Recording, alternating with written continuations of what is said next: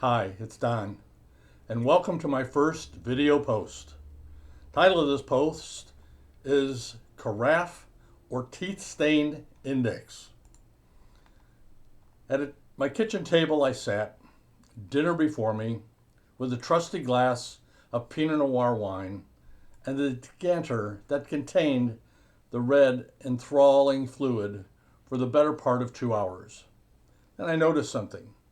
The decanter, now empty, naturally, was slightly discolored near the bottom.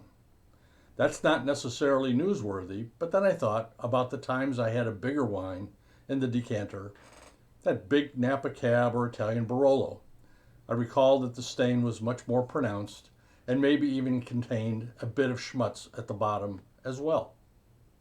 Here's where it gets interesting. Honestly, it does.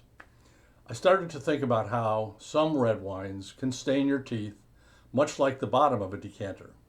Nothing new there either, except for how some people go to what I consider extremes to rid themselves of any potential discoloration, both of glassware and teeth.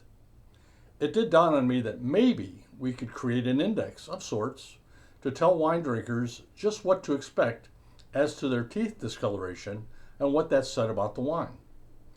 Sitting in deep contemplation, I started to envision folks at tastings walking around with big grins on their face to show the results. I stopped and shuddered. Imagine these people walking around looking a little like the Joker from a recent Batman movie.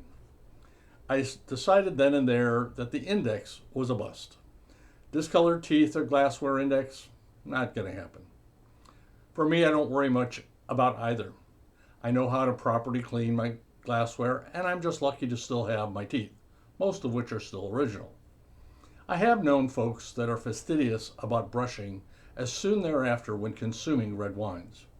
I'm not knocking that. After all, when you spend good money to have those things whiten, you want to protect your investment. The same goes for glassware.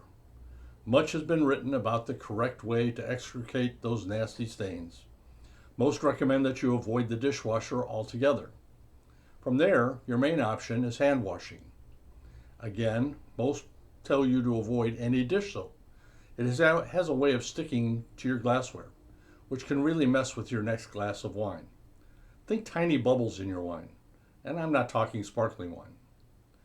Just plain old hot water to get out those problematic stains, maybe a sponge or brush for those hard to reach areas. I do occasionally use dish soap, but you do want to rinse, and rinse for the reasons I stated above.